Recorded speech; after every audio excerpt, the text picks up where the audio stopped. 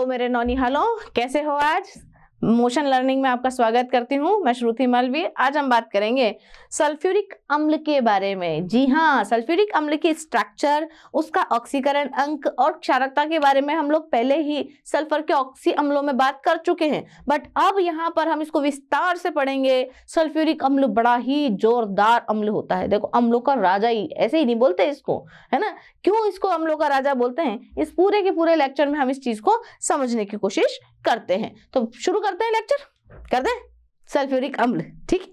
चलिए, सल्फ्यूरिक अम्ल में पहली ही बात करेंगे इसके विरचन की। ओहो, इतनी बड़ी सारी आपको विधि यहाँ पर देखने को, बड़ी खतरनाक विधि है। अभी इसको 2 मिनट में समझेंगे जी, है ना? तो विरचन की संपर्क विधि, वाह वाह, सल्फर बनाएंगे अपन, नहीं, सल्फ्यूरिक अम्ल बनाएंगे। ये देखो, आपको ये बड़ा सारा चित्र नजर आ रहा होगा। जी हाँ, यदि आप लोगों को सल्फर की या H2SO4 की या सल्फ्यूरिक अम्ल की संपर्क विधि का सचित्र वर्णन करने को दिया जाए तो आप ये वाला चित्र वहां पर बनाएं, ठीक है? अब इस पूरे ही जो स्ट्रक्चर है, इस ये पूरे एपरेटस में आप लोगों को देखने को मिलेगा क्या कि यहाँ पर एक सिलेंडर दिया हुआ है जिसमें से अंदर वायु जा रही है, सल्फर वल्फर है, ये सल्फर बर्नर है। बाद में ये अशुद्ध SO2 के साथ में इधर जा रही है। धोने व शीतलीकरण के लिए मीनार दी हुई है, जल की फुहार दी हुई है, अपशिष्ट जल दिया हुआ है ना? और पता ही नहीं है क्या क्या दिया हुआ है। पहले इसको देख लेते हैं क्या क्या है ये। ठीक है, अभी आप लोगों को पूरी तरीके से आराम से समझाती हूँ मैं इस चीज को।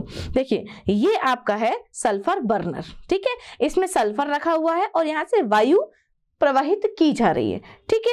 और फिर ये जो सल्फर है ऑक्सीजन के साथ में मिलकर के SO2 का निर्माण कर रही है और यहाँ से अशुद्ध SO2 इधर आ रही है ना? ये कौन है? इसमें जल की फुहार, देखो ऊपर से फुहारा लगा हुआ है ना? इसमें जल की फुहार आ रही है। अपशिष्ट जल जो है वो नीचे चला जा रहा है। धोने एवं शीतलीकरण के लिए ये एक मीनार दी हुई है। फिर यहाँ से एक नलची दी हुई है जिसमें से इधर SO2 निकल करके इसमें आएगी।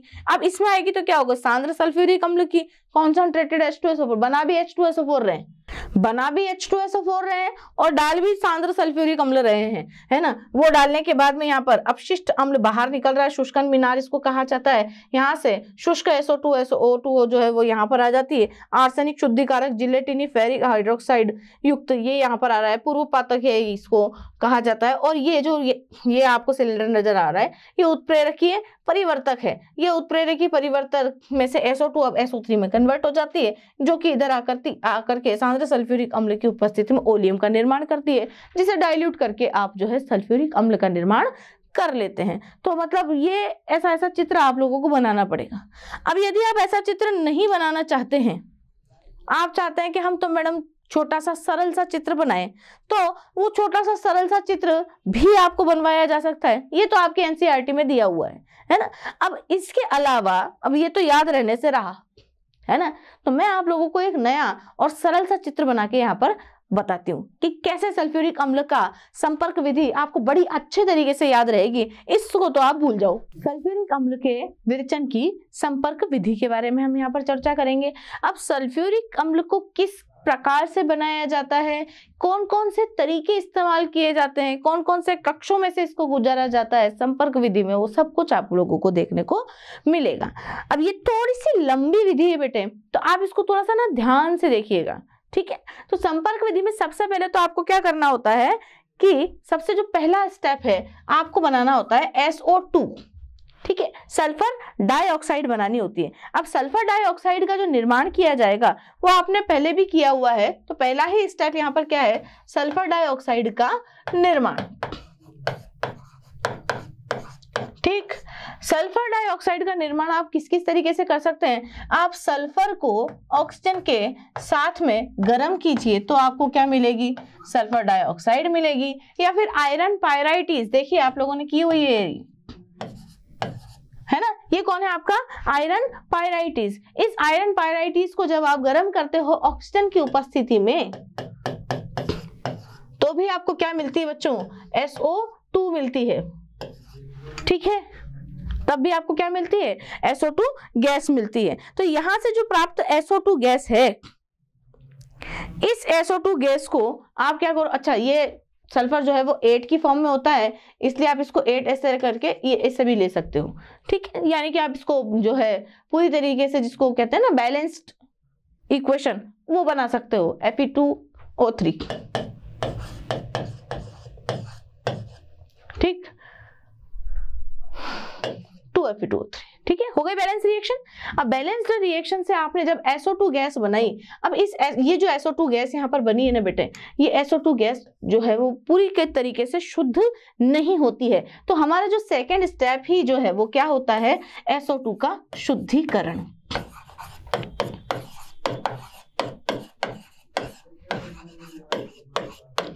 SO2 का अब हमें करना है क्या, शुद्धिकरण, यानी कि SO2 में उपस्थित जितनी भी अवांछनीय पदार्थ है उन सभी को इस SO2 में से हम लोगों को क्या करना है, अलग करना है। अब ये जो SO2 का शुद्धिकरण है ये पूरा का पूरा एक संपर्क कक्ष में होगा। इस संपर्क कक्ष में कई सारे आपको चैम्बर्स देखने को मिलेंगे। तो संपर्क विधि अब यहाँ से देखा जाए तो ऑफिशियली शुरू होती। तो सबसे पहला काम देखिए, संपर्क विधि का जो नामांकित चित्र है आप लोगों की एनसीईआरटी में बिल्कुल बहुत अच्छे तरीके से दिया हुआ है ना, बट मैंने ये महसूस किया है इतने सालों की जो मेरा जो एक्सपीरियंस है उस बात से मुझे ये चीज पता लगी कि जो छोटे बच्चे आप लोगों के जैसे 11-12 के जो बच्चे हैं वो बच्चों को उस डायग्राम से संपर्क विधि समझ पाना थोड़ा सा मुश्किल होता है, थोड़ी सी लेवल वाली चीज हो जाती है। तो यहाँ पर मैं आपको SO2 बनाने की जो संपर्क विधि है उसका बहुत ही सुंदर सा, प्यारा सा, छोटा सा और आपको याद रहने वाला है ना, हमें सुंदरता से कोई नहीं लेना देना है। हमारा मेन उद्देश्य क्या है, हमें संपर्क विधि याद होनी चाहिए। क्यों? क्योंकि आपको भी पता है कि कितनी इंपॉर्टेंट विधि है ना। अक्सर प्रश्न आता ही आता है संपर्क विधि से 3 नंबर का, है ना। तो बोर्ड में यदि आप संपर्क विधि को अच्छी तरीके से समझ लेते हैं ना तो आपके 3 नंबर जो है आपको पक्के हो जाएंगे, ठीक है। तो 3 नंबर हमारे पक्के करेंगे, कैसे करेंगे अभी करेंगे। देखिए सबसे पहले तो आपको क्या लेना होता है, एक छोटा चैम्बर लेना होता है। सबसे पहले तो बच्चों आपको क्या करना होता है, एक ऐसा चैम्बर लेना होता है जिसमें आप SO2 का निर्माण कर सकें, ठीक है। तो इस चैम्बर को कहा जाता है पायराइटीज कक्ष। कौन सा कक्ष बच्चों, पायराइटीज कक्ष कहा जाएगा। इसे क्या कहा जाएगा, पायराइटीज कक्ष, ठीक है।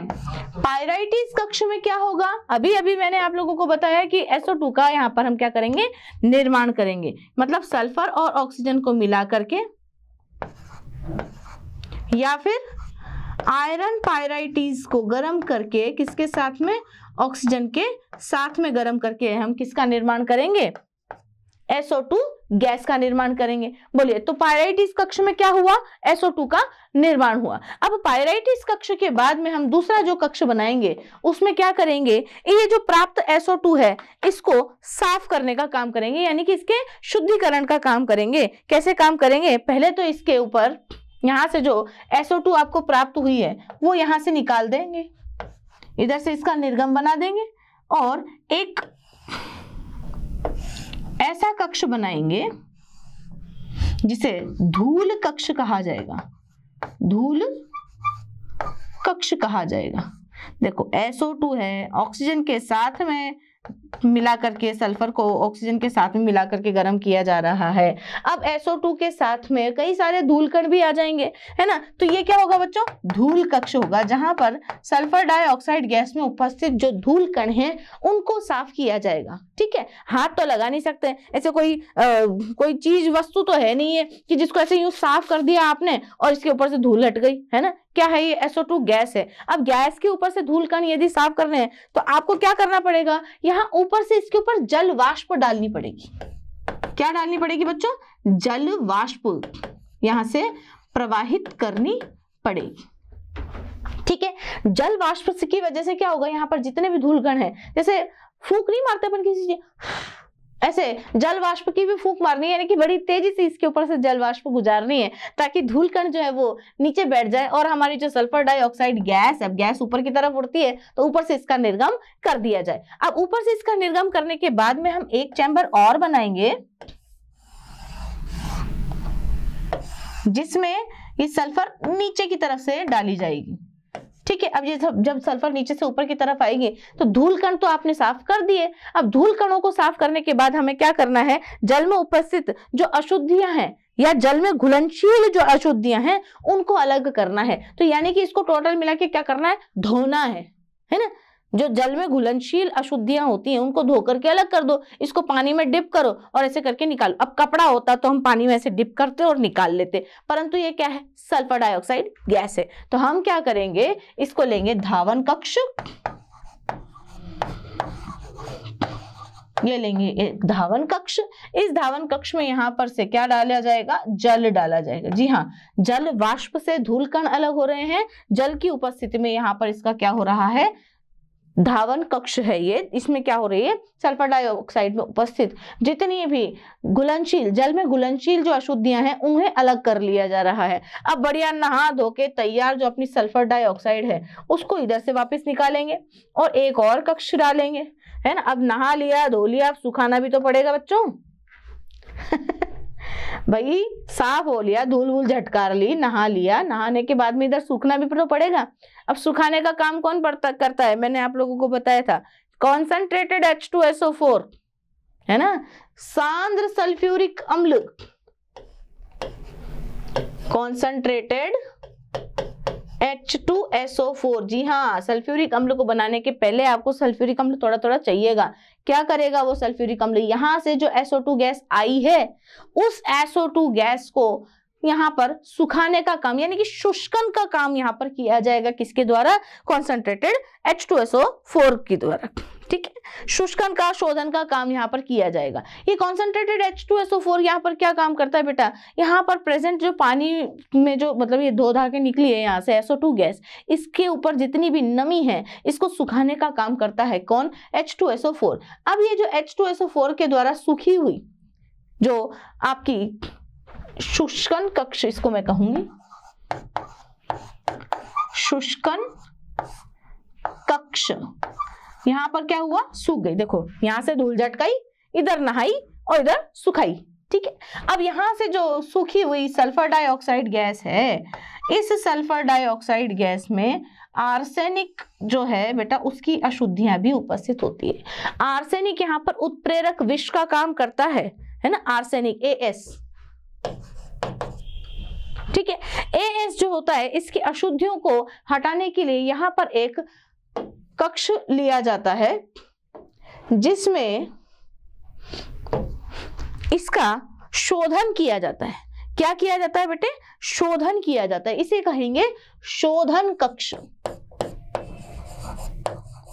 शोधन कक्ष, इस शोधन कक्ष में जिलेटिनस या जिलेटिनी फेरिक हाइड्रोक्साइड उपस्थित होता है।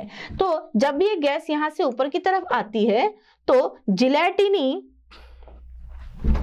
यहाँ पर ऐसे जिलेटिनी, ऐसे बहुत सारे जिलेटिन, जैसे आप जस्ट जेली मस्त जेली खाते हो है ना, वैसा ही कुछ पदार्थ यहाँ पर होता है जो कि किसका होता है, फेरिक हाइड्रोक्साइड का, है ना। जिलेटिनी फेरिक हाइड्रोक्साइड यहाँ पर लिया जाता है ना। यहाँ मैं लिख भी देती हूँ क्या है ये, जिलेटिनी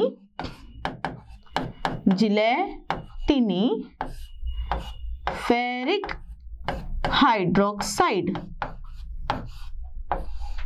जिलेटिनी फेरिक हाइड्रोक्साइड क्या करता है, यहाँ पर जो AS की अशुद्धियां हैं जो कि यहाँ पर किसका काम करती है, उत्प्रेरक विष का काम करती है बेटा, उत्प्रेरक विष का काम यहाँ पर ये करती है। तो उत्प्रेरक विष को भी हटाना जरूरी, विष मतलब तो जहर होता है ना, और जहर वहर सब हटाना पड़ता है अपने को, तभी जाकर के अपने को शुद्ध SO2 गैस प्राप्त होगी। तो शुद्ध SO2 गैस प्राप्त करने में धोना सुखाना तो सब ठीक है, पर यहाँ पे जो मेन अशुद्धि है आर्सेनिक वाली, वो उसको हटाना बहुत जरूरी है। तो यहाँ पर क्या करेंगे, फेरिक हाइड्रोक्साइड जो है उसका एक जिलेटिनस पदार्थ यहाँ पर ले लिया जाएगा, और जब उसको इसमें से निकाला जाएगा तो ये जिलेटिनी फेरिक हाइड्रोक्साइड क्या करेगा, इस AS उत्प्रेरक विष की अशुद्धियों को यहाँ से दूर कर देगा, और यहाँ से जो शुद्ध अपनी SO2 गैस है वो बाहर आ जाएगी और एक चैम्बर में डाल ली जाएगी।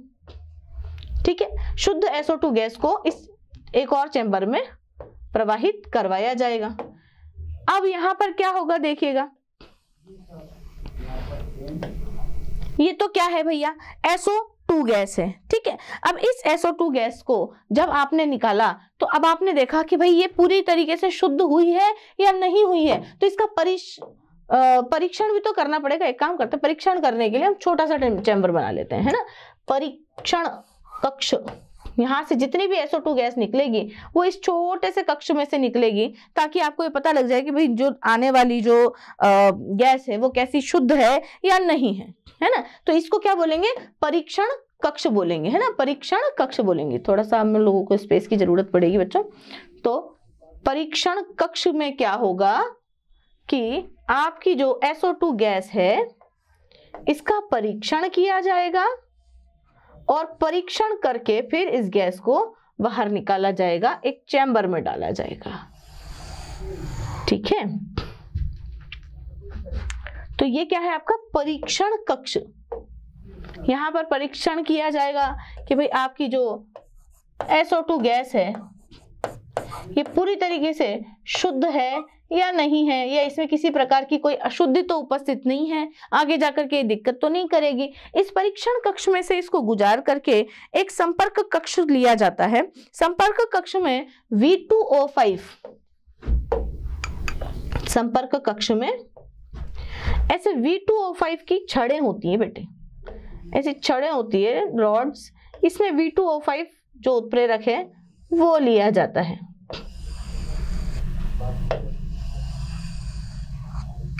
इसे कहा जाता है संपर्क कक्ष।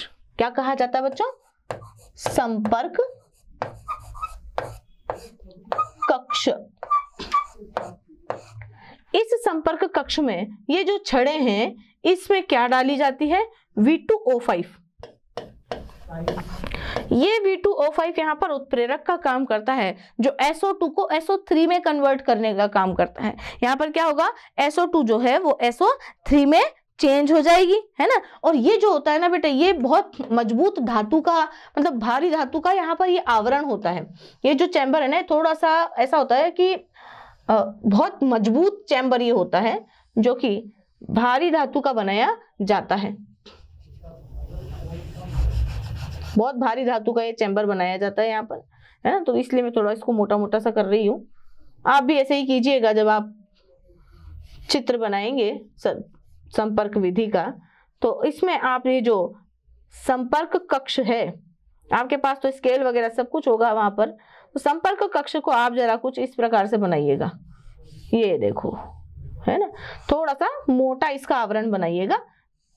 ये लो, है ना, ये लो जी भाई, ठीक है, अलग ही नजर आ रहा है। तो ये संपर्क कक्ष क्या करेगा, यहाँ पर जो आपकी SO2 है उसमें ऑक्सीजन मिला करके V2O5 की सहायता से इसको SO3 में कन्वर्ट कर देगा। यानी कि यहाँ से यहाँ तक तो आपके क्या आ रही है, SO2 गैस आपको मिल रही है। बट यहाँ आते ही क्या होगा, जब यहाँ से गैस निर्गमित होगी तो वो गैस अब जो है आपकी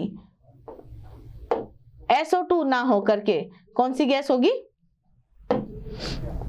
SO3 गैस। कौन सी गैस होगी बच्चों, SO3 गैस होगी। ये जो SO3 गैस यहाँ से निर्गमित होगी, इसे कहाँ डाला जाएगा, एक और अवशोषण कक्ष होगा जिसमें से H2SO4 आप इसके अंदर प्रवाहित करवाएंगे।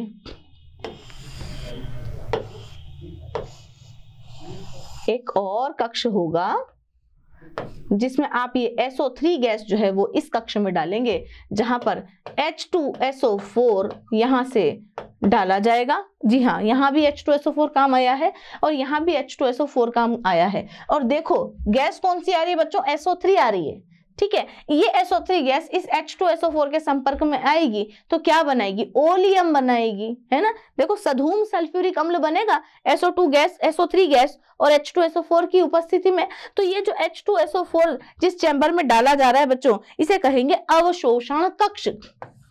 क्या कहेंगे, अवशोषण कक्ष कहेंगे, ठीक है।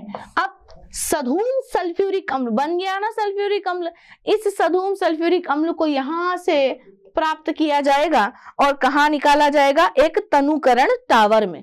तनुकरण टावर में इसका तनुकरण करके, यानी कि इसको डाइल्यूट करके, इस तनुकरण के टावर में इसे डाइल्यूट करके डाइल्यूट कैसे करोगे? पानी मिला करके, है ना। इसे क्या कहेंगे? तनुकरण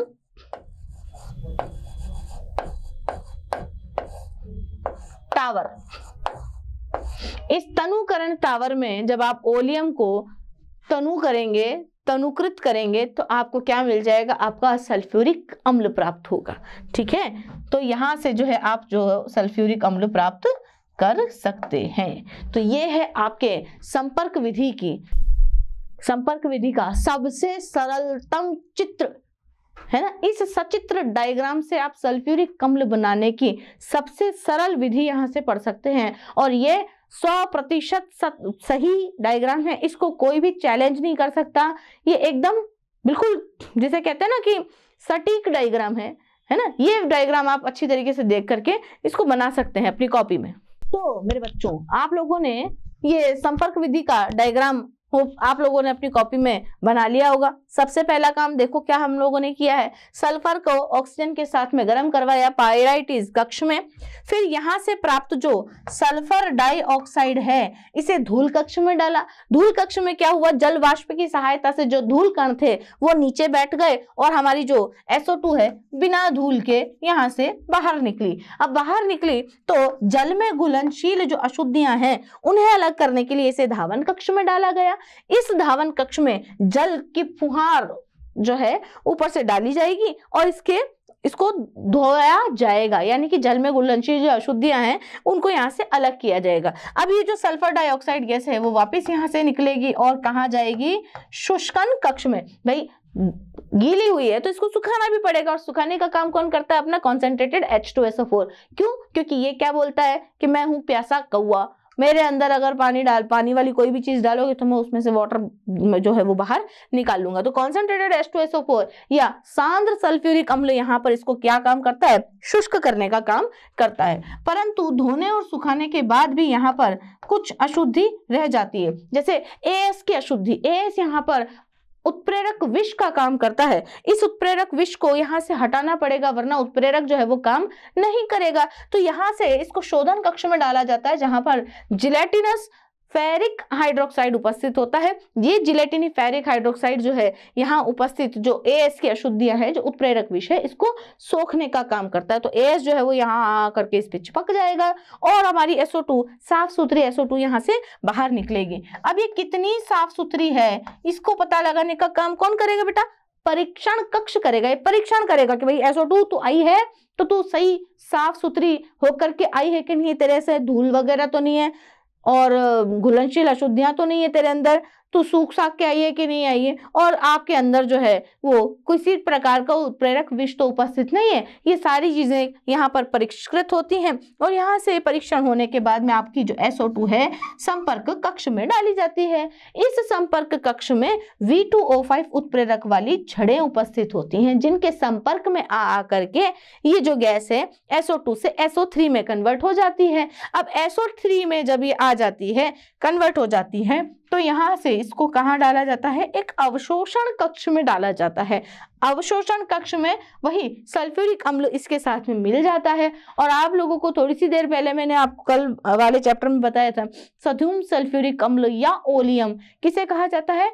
H2S2O7 को कहा जाता है। तो देखियो यहाँ पर SO3 और H2SO4 सधूम सल्फ्यूरिक अम्ल बनेगा। सधूम सल्फ्यूरिक अम्ल या ओलियम का निर्माण इस अवशोषण कक्ष में होगा और इस ओलियम को यहाँ से तनुकरण टावर में डाल करके क्या कर लिया जाएगा? इसे तनुकरण इसका कर लिया जाएगा और आपको सल्फ्यूरिक अम्ल बाहर प्राप्त हो जाएगा। तो संपर्क विधि की इससे सरल विधि मैंने आज दिन तक नहीं पढ़ी हो, आप लोगों को भी ये चीज समझ में आई होगी, है ना। तो संपर्क विधि में H2SO4 बनाने के लिए आप इस डायग्राम को आपके बोर्ड्स में आराम से बना सकते हैं और आपके किसी प्रकार के कोई नंबर वहां पर नहीं कटेंगे। अब ये डायग्राम में कौन कौन सा चैम्बर कब कब आता है इसको याद करने की ना एक छोटी सी ट्रिक होती है बच्चों, है ना।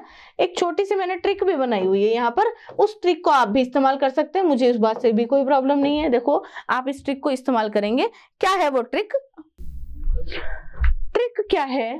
आप संपर्क विधि के चित्र को याद रखने के लिए एक छोटी सी ट्रिक का इस्तेमाल यहाँ करेंगे। धूल में धांसू है ना, धांसू, धांसू काम करता है ना, बहुत बढ़िया जोरदार काम। धूल में धांसू शोध,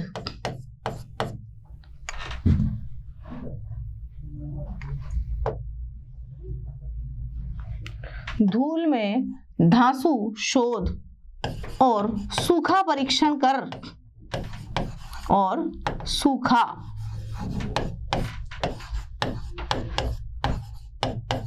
परिष्करण, जो परिष्करण चैम्बर था उसके लिए मैंने परीक्षक का परिष्करण परीक्षण है, धूल में धांसू शोध और परीक्षण, परीक्षण, धूल में धांसू शोध और सूखा परीक्षण करो, फिर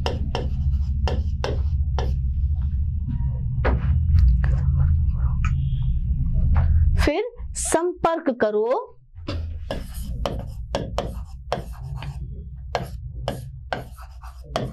अवशोषण कक्ष में,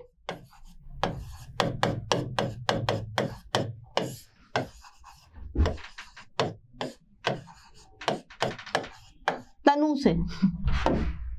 हाँ, अब ये तनु अपने अपने हिसाब से तो लेना भाई कौन है ना, तनु से। ठीक, ये एक ही डायलॉग आप याद रखेंगे और आपको पूरी संपर्क विधि अपने आप याद हो जाएगी। ठीक है, बहुत सालों की मेहनत का परिणाम है ये, है ना। धूल में यानी कि सबसे पहले आप धूल कक्ष लेंगे, फिर धावन कक्ष लेंगे, फिर शोधन कक्ष लेंगे, फिर शुष्कण कक्ष लेंगे, फिर परीक्षण कक्ष या परीक्षण बॉक्स लेंगे, और फिर क्या करेंगे, संपर्क कक्ष लेकर के अवशोषण कक्ष के बाद में तनुकरण कक्ष लगा करके आप संपर्क विधि का डायग्राम पूरा करेंगे। मतलब क्या हो रहा है कि धूल का मतलब है धूल कक्ष, धासु में धा का मतलब है धावन कक्ष, शोध मतलब शोधन कक्ष,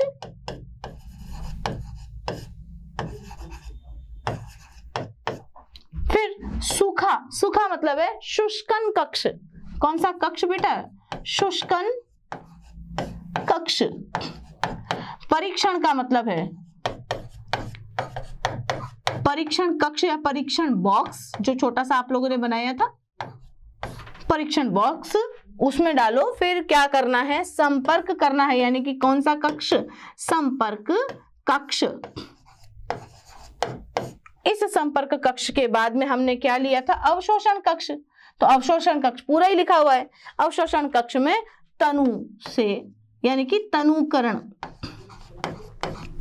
कक्ष। तो संपर्क विधि को पूरी तरीके से याद करने के लिए आप इस ट्रिक को इस्तेमाल कर सकते हैं। ट्रिक क्या है, धूल में धांसू शोध और सूखा परीक्षण करो, फिर संपर्क करो अवशोषण कक्ष में तनु से। ठीक है, तो ये ट्रिक याद रख के आप जो है इस पूरे के पूरे चित्र को आराम से याद रख सकते हैं। देखो, धूल में धांसू, सू मतलब सुखाना, धांसू शोध करो और परीक्षण करके संपर्क कक्ष में अब संपर्क करो अवशोषण कक्ष में तनु से। ठीक है, पूरी की पूरी संपर्क विधि आपको यहां से इस ट्रिक के माध्यम से याद हो जाएगी। ठीक है, समझ गए आप मेरी बात। तो ये थी आपकी पूरी की पूरी संपर्क विधि। अब संपर्क विधि में आप लोगों को कुछ नहीं करना है, जो जो भी चीजें मैंने आप लोगों को यहाँ पर बताई हैं उन लोगों को डिटेल, उन सभी चीजों को आपको डिटेल में लिख देना है, और लिख करके आप जो है आराम से आपकी संपर्क विधि को कंप्लीट कर सकते हैं। अब देखो, हम बात करेंगे H2SO4 के गुणों के बारे में बच्चों। ठीक है, सल्फ्यूरिक अम्ल के कौन कौन से गुण होते हैं, ये हाइड्रोजन बंध बनाता है। अब देखो, हाइड्रोजन बंध बनाता है तो सल्फ्यूरिक अम्ल, बहुत सारे सल्फ्यूरिक अम्ल एक दूसरे से हाइड्रोजन बंध के द्वारा जुड़े रहते हैं। किस प्रकार जुड़े रहते हैं, पहले तो आप सल्फ्यूरिक अम्ल का चित्र बनाइए। देखो, H2SO4 है, तो जी चित्र आपने बनाया हुआ है H2SO4 का, कुछ इस प्रकार का चित्र आप लोगों ने पहले भी बनाया हुआ है। ठीक है। अब इस H2SO4 के साथ में जो अगले H2SO4 के परमाणु आप देखेंगे वो इस प्रकार से जोड़ें कि इसका सल्फ्यूरिक अम्ल का ये वाला जो H है दूसरे के इस वाले OH के सामने होना चाहिए। मतलब कुछ इस प्रकार कि मैं सल्फ्यूरिक अम्ल यहाँ पर बना देती हूँ इस तरीके से, एक ऑक्सीजन, दूसरा ऑक्सीजन, तीसरा ऑक्सीजन और ये हाइड्रोजन, और ये बोलिए H2SO4 है। ठीक है, ये ऐसा क्यों किया गया है बच्चों कि ये जो हाइड्रोजन है इस ऑक्सीजन के सामने आना चाहिए इस प्रकार से।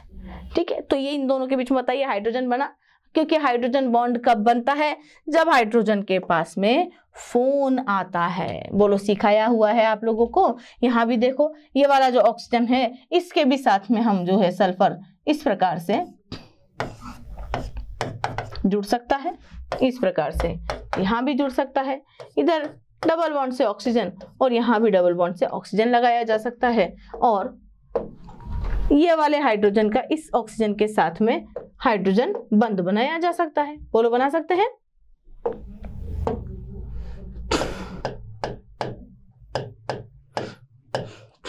देखो हाइड्रोजन बंध बन रहे हैं। इसी प्रकार से देखो इसके साथ भी हम अलग से दोबारा एक और, ये लो जी, ये लो,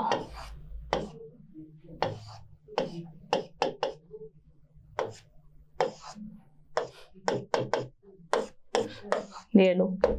बहुत सारे सल्फ्यूरिक अम्ल के जो परमाणु हैं वो अणु हैं वो एक दूसरे के साथ में इस प्रकार हाइड्रोजन बंध बना करके जुड़े रहते हैं। इसी को क्या कहा जाता है बेटे?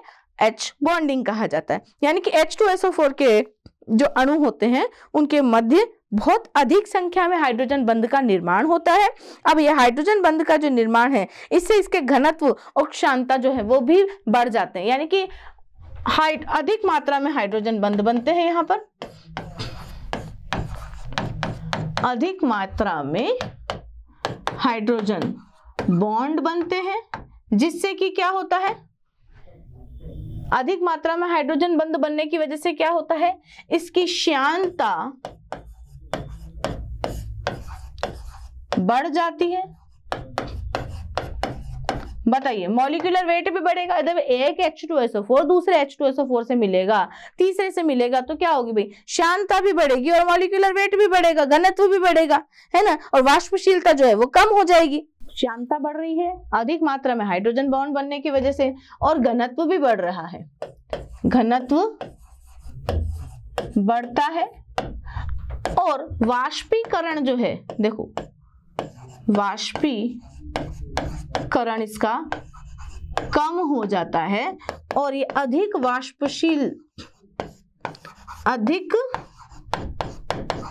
वाष्पशील अम्लों का निर्माण भी करता है। मतलब क्या हो रहा है? एक हाइड्रोजन बंध बनने की वजह से इसमें कौन कौन सी चीजें पाई जा रही है? पहली बात तो यहाँ क्या हो रहा है बेटा?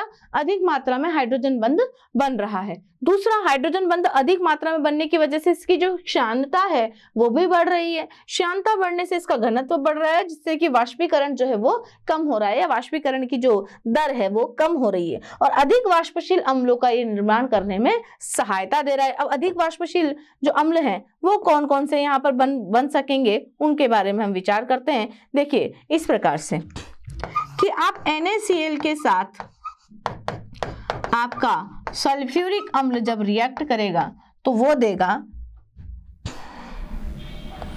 Na2SO4 और देगा यहां से HCl। इस प्रकार से HCl का निर्माण हो रहा है। अब HCl कैसा अम्ल है? एक, मैं इसको थोड़ा अलग पेन से लिख देती हूं ताकि आप लोगों को कंफ्यूजन ना हो।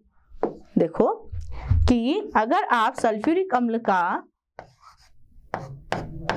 रिएक्शन जो है, इसकी अभिक्रिया जब NaCl के साथ में करवाई जाएगी तो आपको यहाँ से HCl जो कि अधिक वाष्पशील, इससे अधिक वाष्पशील अम्ल है, उसका निर्माण यहाँ से होगा और Na2SO4 जो है वो बाहर निकल जाएगा। इसके अलावा भी आप यहाँ पर NaNO3 के साथ में यदि इसको रिएक्ट करवाते हैं तो ये यहां से आपको देता है क्या, HNO3। HNO3 यहाँ से आपको देता है और वही Na2SO4 यहाँ से आपको बाहर प्राप्त हो जाती है। तो HCl और HNO3 जो है वो इस सल्फ्यूरिक अम्ल से अधिक वाष्पशील अम्ल हैं। तो ये कम वाष्पशील अम्ल अधिक वाष्पशील अम्लों का निर्माण करने में भी सहायता प्रदान हम लोगों को करता है। तो हाइड्रोजन बॉन्ड के बनने से कौन कौन से काम यहाँ पर होते हैं वो आप लोगों ने देखे। इसके बाद हम बात करते हैं भाई हाइड्रोजन बंध बनने की वजह से ये जल में भी विलेय हो जाता है। H2SO4 को आप जल में किस प्रकार विलेय करेंगे, देखिए अब जल में भी कौन कौन होते हैं आपके,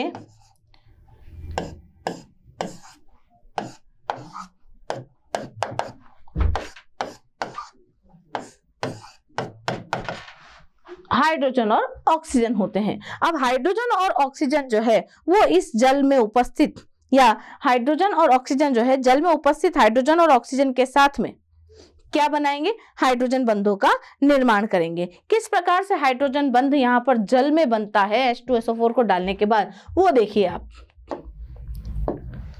देखो ये हाइड्रोजन है, जल में उपस्थित ऑक्सीजन के साथ में बोलिए बंध बनाएगा, है ना। जल में उपस्थित हाइड्रोजन जो है वो इस ऑक्सीजन के साथ में बोलिए बंध बनाएंगे। देखिए इसी प्रकार से जल में उपस्थित जो हाइड्रोजन है वो इस ऑक्सीजन के साथ में भी बंध बनाएंगे। यहां भी बिल्कुल इसी प्रकार से जल में उपस्थित हाइड्रोजन इस ऑक्सीजन के साथ में बंध बना रहे हैं, है ना। जल में उपस्थित ऑक्सीजन जो है वो इस हाइड्रोजन के साथ में बंध बना रहे हैं। यानी कि बंध बनने का मतलब ही यहाँ पर ये है बेटे कि ये वाटर मॉलिक्यूल में डिसॉल्व हो रहा है, यानी कि जल में इसकी विलेयता बहुत ज्यादा है। देखो एक सल्फ्यूरिक अम्ल से हमने कितने सारे H2O यानी कि जल के मॉलिक्यूल्स को जोड़ दिया है। यहाँ पर जल के मॉलिक्यूल्स का जुड़ने का मतलब है यहाँ पर ये बहुत अत्यधिक जल में विलेय है ना। तो जब ये जल में विलेय होता है ना बेटा तो यहाँ से बहुत सारी ऊर्जा मुक्त होती है। हाइड्रेशन एंथैल्पी जिसका नाम है, हाइड्रेशन एंथैल्पी का मतलब है कि जल में जब कोई चीज घुलती है तो क्या होता है, बंध बन रहे हैं ना। मैंने आपको पहले ही बताया है कि जब केमिस्ट्री में दो चीजें जुड़ती हैं तो क्या होती है, ऊर्जा निकलती है ना। तो देखो दो चीजें जुड़ रही है, H2SO4 का मॉलिक्यूल वाटर के मॉलिक्यूल के साथ में जुड़ रहा है तो बहुत सारी ऊर्जा यहाँ से निकलेगी। तो जल में ये अत्यधिक विलेय होता है और इस प्रक्रिया में अपार ऊर्जा मुक्त होती है ना। जल में अत्यधिक विलेय होने की वजह से जल में अत्यधिक विलेय होने से अपार ऊर्जा, बहुत सारी एकदम से अपार ऊर्जा मुक्त होती है। तो देखो ये छोटा मोटा अम्ल नहीं है, ये अम्लों का राजा है बच्चों, है ना। अब आप राजा को पानी में डाल रहे हो, नहीं पानी, राजा में पानी डाल रहे हो तो बताओ अपार ऊर्जा मुक्त होगी, है ना। और हो सकता है कि ये आपको नुकसान भी पहुंचा दे, है ना। तो अब मतलब टोटल मिला के बात कहने की ये है कि भैया H2SO4 में यदि आप जल डाल देते हो तो जल के साथ में ये बहुत अधिक मात्रा में हाइड्रोजन बंधों का बहुत अधिक मात्रा में बंधों का निर्माण करता है और जल में बहुत तेजी से विलय होता है। अब कोई चीज तेजी से विलय होगी तो उसके अंदर से ऊर्जा भी तेजी से निकलेगी, है ना। अब ऊर्जा भी तेजी से निकलेगी तो क्या होगा, हो सकता है कि वो अम्ल जो है वो आप ही के ऊपर छलक करके आ जाए, है ना। तो तनुकरण यदि आप इसको करें ना तो आप इसमें जल नहीं डालें, जल में ये डाल दें। बात समझ में आ रही है? क्या बोला मैंने कि जब आपको सल्फ्यूरिक अम्ल का तनुकरण करना हो यानी कि उसको कॉन्सेंट्रेटेड से डाइल्यूट में कन्वर्ट करना हो, डाइल्यूट करना यानी कि तनुकरण करना। जब भी हम किसी चीज का तनुकरण करते हैं तो हम क्या करते हैं, उसको पानी में घोल देते हैं, है ना।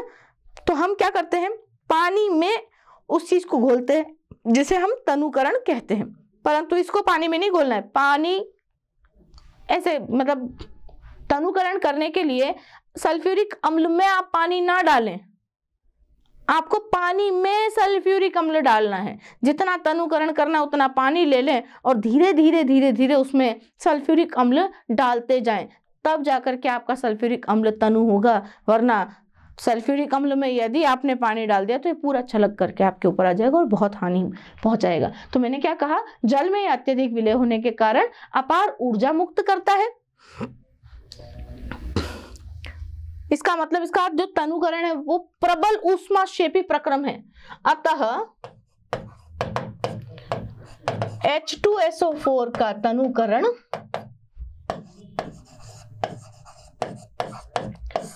प्रबल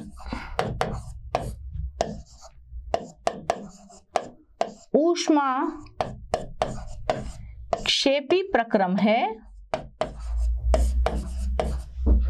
तो बोलिए, जब ऊर्जा निकलती तो ऊष्माक्षेपी प्रक्रम ही होता है, इसलिए H2SO4 में कभी जल नहीं डाला जाता, अपितु जल में मिलाकर इसको तनु किया जाता है। तो यहां मैं एक स्टार पॉइंट आप लोगों को या हैश पॉइंट आप लोगों को दे देती हूं कि H2SO4 का तनुकरण करने हेतु H2SO4 को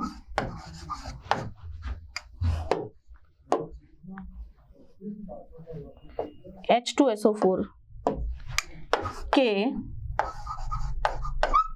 तनुकरण में जल में अम्ल मिलाना, ठीक है, जल में अम्ल, न कि अम्ल में जल, ठीक है, इस शब्द को याद रखिएगा, जल में अम्ल न कि अम्ल में जल, है ना, ध्यान रखना बेटा, बहुत ध्यान से करने वाला प्रोसेस है ये, ठीक है। तो जल में विलेयता के बारे में हम लोगों ने जो कुछ भी पढ़ा आप लोगों को समझ में आया। अगली बात हम लोग करते हैं इसकी। तो बच्चों अब हम बात करेंगे सल्फ्यूरिक अम्ल के निर्जलीकारक गुणों के बारे में। अब निर्जलीकारक जो इसके गुण होते हैं उसमें क्या होता है कि ये किसी भी यौगिक में से जल के अणुओं को निकालने का काम करता है, इसीलिए इसे निर्जलीकारक, निर्जल यानी कि बिना जल का कारक कौन है, सल्फ्यूरिक अम्ल, यानी कि जल ना रहे इसका कारण कौन है, अपना सल्फ्यूरिक अम्ल। तो देखिए सल्फ्यूरिक अम्ल जो है सुक्रोज जैसे बड़े मॉलिक्यूल्स, ये कौन है बच्चों, सुक्रोज, ठीक है। अब इस सुक्रोज में से भी जल निकालने का काम किसकी उपस्थिति में हो जाता है, सांद्र सल्फ्यूरिक अम्ल की उपस्थिति में। देखिए जिस भी रिएक्शन में सांद्र सल्फ्यूरिक अम्ल डाल दिया जाए वहां से जितने भी हाइड्रोजन दिख रहे हैं उसकी जस्ट हाफ अमाउंट में आपको क्या मिल जाएगा, सॉरी, जल का अणु प्राप्त हो जाएगा। यहाँ पर कितने हाइड्रोजन नजर आ रहे हैं बच्चों, 22 हाइड्रोजन नजर आ रहे हैं, तो 22 का आधा कर दो, कितना, 11 अणु H2O के प्राप्त हो जाएंगे और यहाँ से कार्बन जो है या जो भी बचा हुआ प्रोग्राम है वो इधर निमट जाएगा, ठीक है। तो यहाँ से प्राप्त जो कार्बन है सुक्रोज, क्योंकि एक शर्करा है तो शर्करा के सारे कार्बन को बाहर निकालना ही क्या कहलाता है, ये शर्करा चारकोल कहलाता है, इसे शर्करा चारकोल भी कहा जाता है, ठीक है। तो यहां से शर्करा चारकोल आपको प्राप्त हो गई। इसी प्रकार से देखो सेल्यूलोज,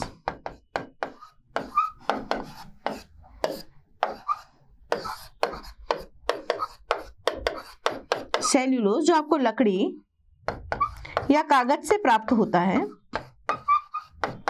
इस सेल्यूलोज का निर्जलीकरण करने का काम भी कौन करता है, अपना सल्फ्यूरिक अम्ल करता है। और कौन सा, सांद्र सल्फ्यूरिक अम्ल करता है ना। सांद्र सल्फ्यूरिक अम्ल यहां से क्या करेगा, 6N कार्बन और 5N H2O बाहर निकाल देगा, ठीक है। तो यहां से निर्जलीकरण का काम अपने किसने किया है, सल्फ्यूरिक अम्ल ने। एक्चुअली क्या है, मैं तो सांद्र सल्फ्यूरिक अम्ल को क्या कहती हूँ बेटा, मैं सांद्र सल्फ्यूरिक अम्ल को कहती हूँ प्यासा कौवा, केमिस्ट्री का प्यासा कौवा है ये अपना सांद्र सल्फ्यूरिक अम्ल। क्योंकि आपने कहानी सुनी होगी, एक कौवा प्यासा था, घड़े में थोड़ा पानी था, कौवा लाया कंकर, घड़े में डाले कंकर, पानी आया ऊपर, पानी पी के कौवा उड़ गया, है ना, ये कहानी सुनी है ना आप लोगों ने। तो एक कौवा प्यासा था, बोलो कौन था वो कौवा, H2SO4, सांद्र सल्फ्यूरिक अम्ल। हम तनु अम्ल की बात नहीं कर रहे हैं, यहाँ पर सांद्र अम्ल की बात कर रहे हैं। तो एक कौवा प्यासा था जिसका नाम क्या था, सांद्र सल्फ्यूरिक अम्ल। घड़े में थोड़ा पानी था, तो देखो ये जो मॉलिक्यूल है, ये जो अणु आप लोगों को सुक्रोज का नजर आ रहा है, इसमें थोड़ा पानी नजर आ रहा होगा, देखो आपको भी नजर आ रहा है, H और ऑक्सीजन है ना। घड़े में थोड़ा पानी था, कौवा लाया कंकर, घड़े में डाले कंकर, यानी कि कौवे ने क्या लगाया, एफर्ट लगाया, यानी कि कौन सा गुण प्रदर्शित किया इसने, निर्जलीकारक का गुण प्रदर्शित किया। पानी आया ऊपर, यानी कि कंकर की वजह से जब पानी घड़े में ऊपर आ जाता है तो कौवा उसको पी करके उड़ जाता है। तो यानी कि यहाँ से किसका काम किया, इस प्यासे कौवे ने निर्जलीकरण का काम किया। किसी भी अभिक्रिया में सांद्र सल्फ्यूरिक अम्ल मतलब प्यासा कौवा, ठीक है। तो सांद्र सल्फ्यूरिक अम्ल इज द प्यासा कौवा ऑफ केमिस्ट्री, ठीक है। जहां भी जाएगा वाटर मॉलिक्यूल रिलीज करवाएगा। अगली बात करते हैं इसके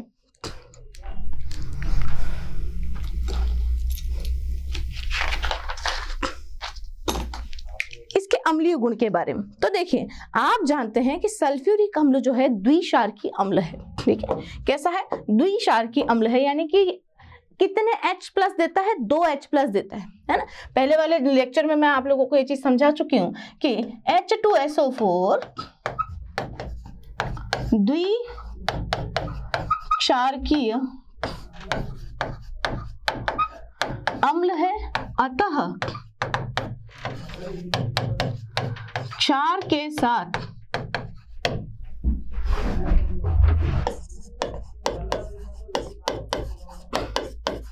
अभिक्रिया द्वारा 2 प्रकार के लवणों का निर्माण करता है।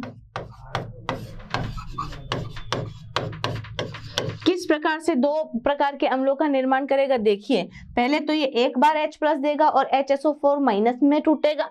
तो देखिए NaOH जो कि एक क्षार है, इसके साथ में जो अपना सांद्र सल्फ्यूरिक अम्ल है वो रिएक्ट करके एक क्षार की अम्ल की भांति व्यवहार करेगा और HSO4 माइनस में और H2O में टूटेगा, है ना।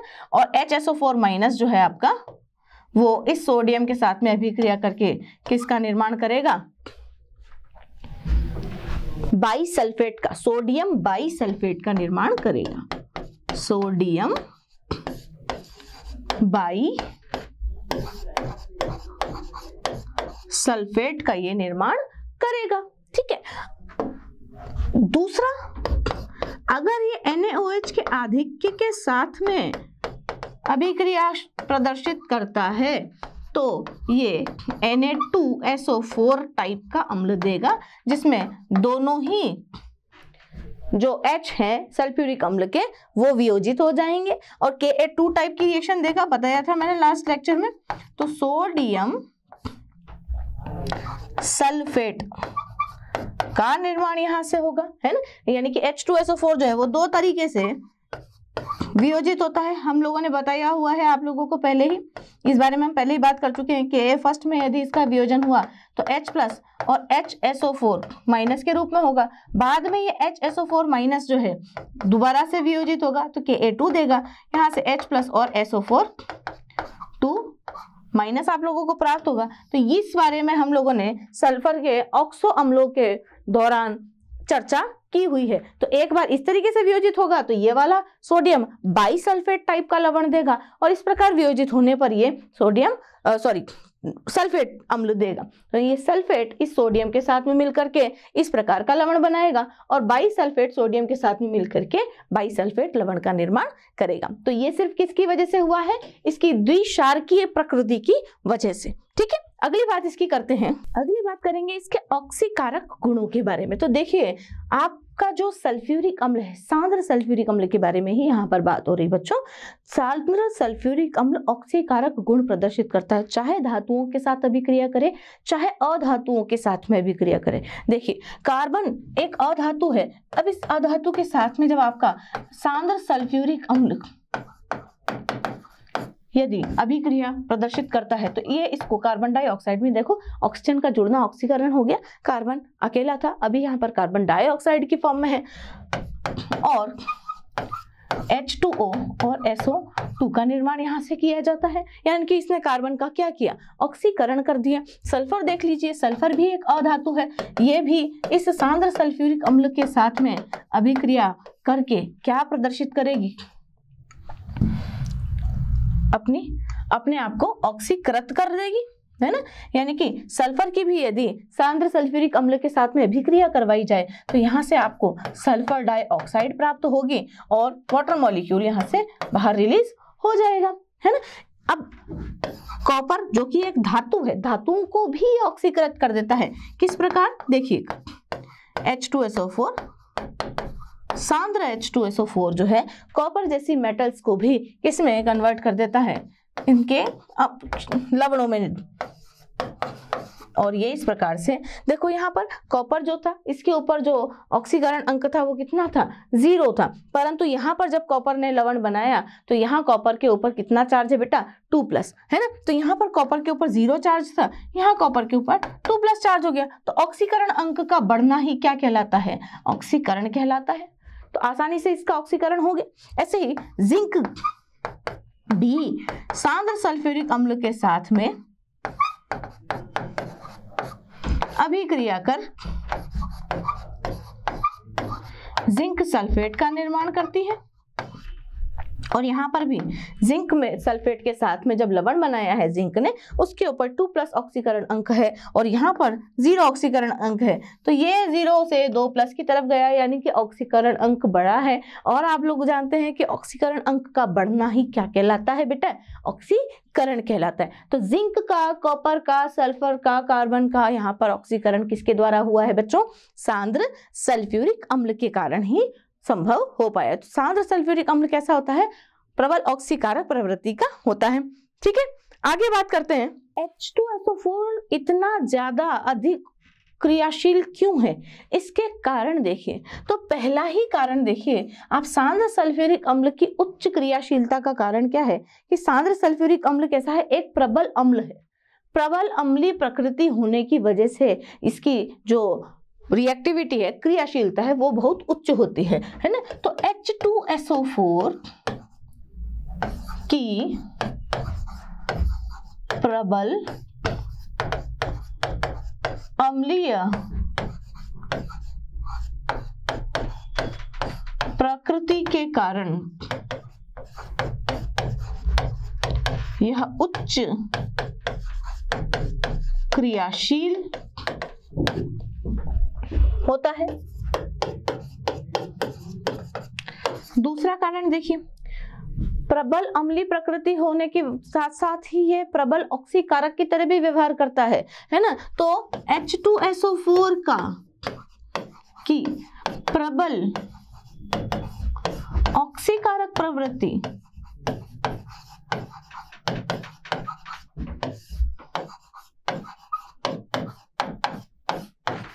होने के कारण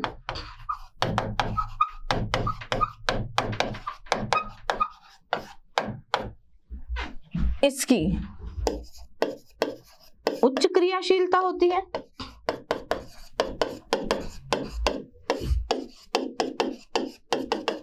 तीसरा कारण देखिए, अब आपको पता है कि H2SO4 जो है दूसरे H2SO4 अणुओं के साथ में हाइड्रोजन बॉन्ड बना करके संगुणित हो जाते हैं। संगुणित हो जाते हैं तो ये वाष्पीकृत कम होते हैं। वाष्पीकरण कम होगा तो बताइए जैसा है वैसा ही स्टेबल रहेगा। तो स्टेबल रहेगा तो रिएक्शन भी जल्दी देगा, है ना। तो हाइड्रोजन बंध बनाकर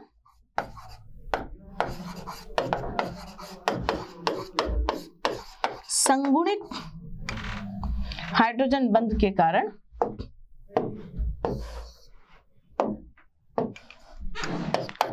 H2SO4 के अणु संगुणित हो जाते हैं, जिससे इसकी वाष्पशीलता में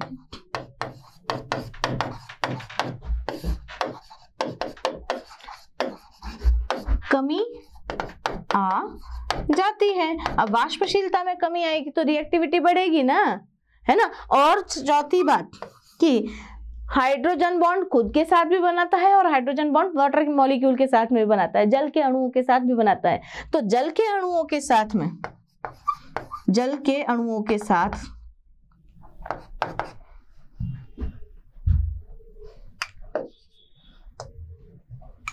जल के साथ विषम आणविक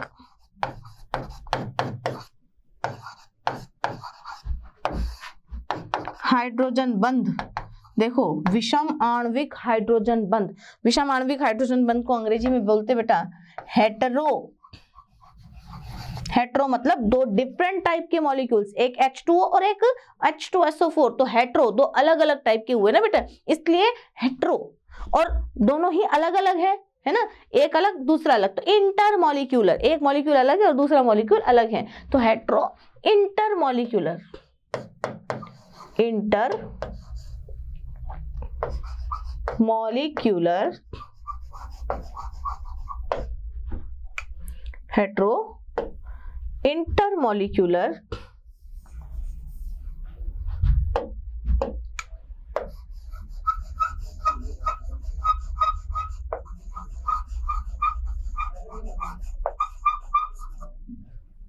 हेटेरो इंटरमॉलिक्यूलर हाइड्रोजन बॉन्ड, विषम आणविक हाइड्रोजन बंध को क्या कहा जाता है? Hetero intermolecular hydrogen bond. तो H2O के साथ में क्या बनाते हैं? विषम आणविक हाइड्रोजन बंधों का निर्माण करते हैं। तो ये विषम आणविक हाइड्रोजन बंध का निर्माण करने के कारण भी इनकी जो क्रियाशीलता होती है वो उच्च मानी जाती है। तो क्रियाशीलता के उच्च होने के 4 कारण हैं। पहला क्या कि ये प्रबल अम्लीय प्रकृति प्रदर्शित करता है, दूसरा प्रबल ऑक्सीकारक प्रवृत्ति प्रदर्शित करता है, प्रबल अम्लीय प्रवृत्ति के कारण हाई इसकी रिएक्टिविटी होती है, प्रबल ऑक्सीकारक प्रवृत्ति की वजह से भी इसकी क्रियाशीलता उच्च होती है। हाइड्रोजन बॉन्ड बना करके ये कैसे हो जाते हैं? इनके H2SO4 के अणु आपस में संगुणित हो जाते हैं, जिससे इसकी वाष्पशीलता में कमी आती है और रिएक्टिविटी बढ़ जाती है। H2O के साथ में भी ये हेटेरो इंटरमॉलिक्यूलर हाइड्रोजन बंधों का निर्माण करते हैं और क्रियाशीलता को बढ़ाते हैं। ठीक है, इसके बाद में हम लास्ट में बात करेंगे इसके, देखिए इसके उपयोगों के बारे में बात करते हैं। पहला ही उपयोग क्या है बेटा इसका? पेट्रोलियम के संशोधन में इसे इस्तेमाल किया जाता है। पेट्रोलियम के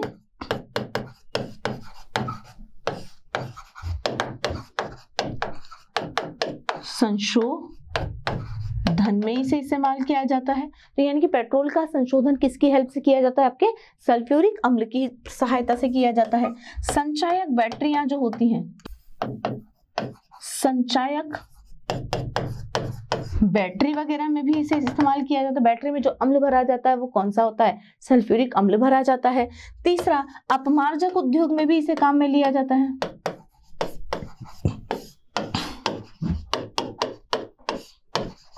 अपमार्जक उद्योग में भी यहाँ पर अपना जो सल्फ्यूरिक अम्ल है उसे काम में लिया जाता है। और जो उर्वरक उद्योग होता है वहां भी सल्फ्यूरिक अम्ल का इस्तेमाल किया जाता है। उर्वरक उद्योग में भी इसे इस्तेमाल किया जाता है। ठीक है, और प्रयोगशाला अभिकर्मक के रूप में भी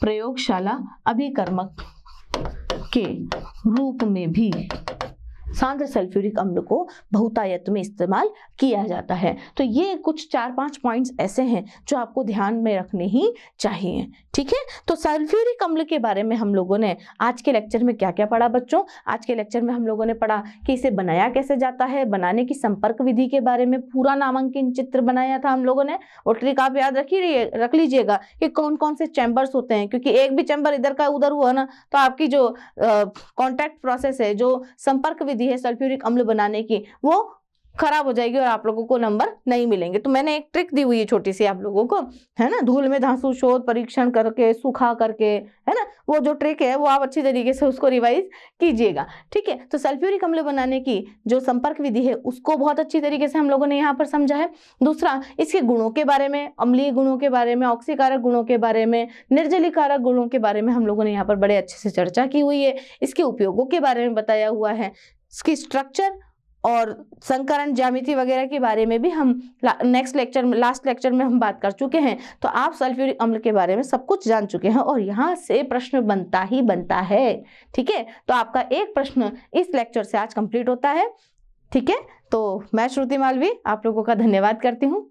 थैंक यू। आशा करता हूं हमारे टॉप एजुकेटर का यह लेक्चर आपको पसंद आया होगा।